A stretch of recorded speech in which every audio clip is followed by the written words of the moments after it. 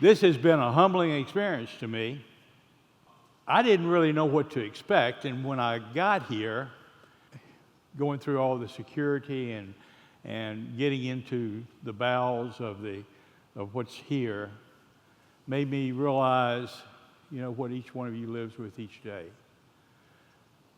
And, no one can understand until they walk in the other man's shoes. And what you've done with this program today is I've gained a feeling for a little bit about what your life has been like. You see, I grew up in a blessed situation. I've never had to deal with what you've had to deal with. And so as I have said to many people, and I have a lot of employees, I say, I don't know why I am who I am or who you are, but one thing I do know for sure, I came into this world with nothing. I'm going to leave here with nothing. Everything that's here is on loan to me from God Almighty. And at the end of time, when we all get to the pearly gates, we're equal. So, lest we forget that the whole significance of this experience we're going through. I want to tell you a story about a good experience that I had here. Some of my friends here remember this gentleman. Our church had a mission program in Camp 15. You see it over there on the hill over, and I don't know whether any of you have ever been over there or not. But anyway, Camp 15 was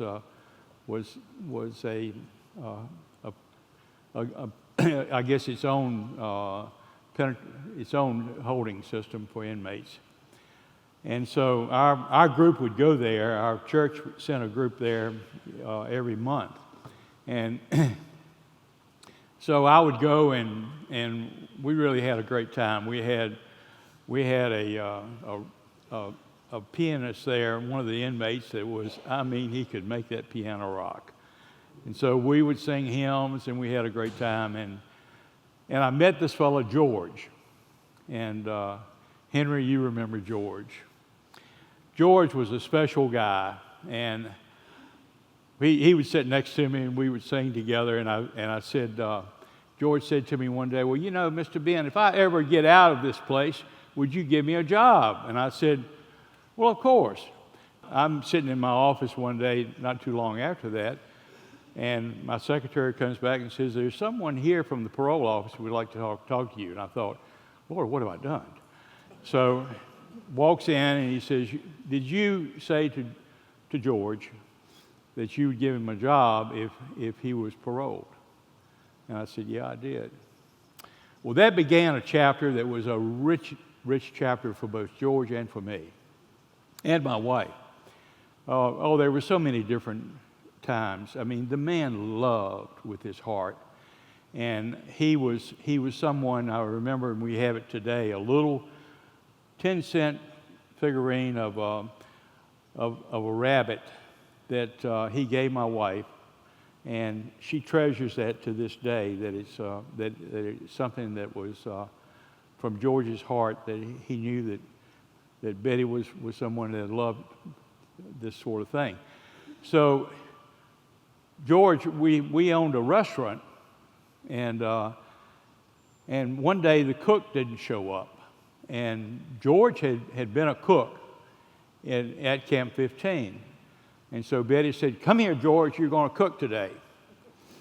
So comes back, and as the new restaurant, we had a digital board. Well, that day I learned that George didn't know how to read, and Betty said, don't worry about it, we got it covered. And she stood beside of him, and she would read the order, and George would cook it. He was a great cook. So anyway, he would come in my office, and he'd bring a newspaper. And naturally, I thought he was reading the newspaper. Well, he wasn't reading the newspaper. He was just trying to convince me that he was. But just before George died, I never will forget, he walked in my office one day and he said, Mr. Ben, and he came around and he opened the paper and he read the headlines. And it was one of the most moving moments, and it is to me today, is that he didn't from the time that he got out, he continued to want to learn and to improve. Well, he was a gift to me, to my wife, to everyone that he touched. I could tell you a lot of stories that were George stories that were just incredible. But I want you to know, though, that I talked to the president of Davenport Community College before I came over here. And I said, so tell me about what kind of programs you've got over at Green Rock. And he told me about the 5 programs. And they're all programs that have high pay. And they're all programs that if you're really good at, you can be independent. You could have your own business. Today if I want a plumber or an electrician, man, it's like looking for hen's teeth. But I hope that you will take seriously, as so many of you already expressed, the opportunity you have here during this period of your life to learn. The greatest thing in the Bible tells us is knowledge. The more knowledge we acquire, the freer we are. And I just think that it is, listening to Jeremiah talk about becoming a paralegal. I said, when he gets out, and I'm one, as an employer, I've hired numerous people that have been incarcerated because my company does believe in a second chance. So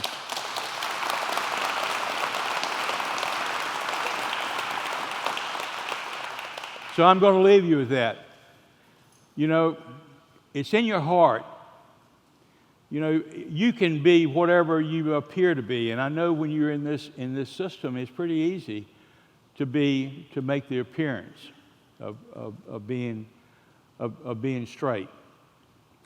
But during this time, listening to you all, I have become convinced, a lot of you, if you had a heart that was bitter, it's no longer bitter. And you realize that, in fact, that there is an opportunity in life, and a lot of it's going to be, you're going to enjoy life so much more out of loving than hating, out of working than not. So God bless you all, and I appreciate the opportunity to be with you.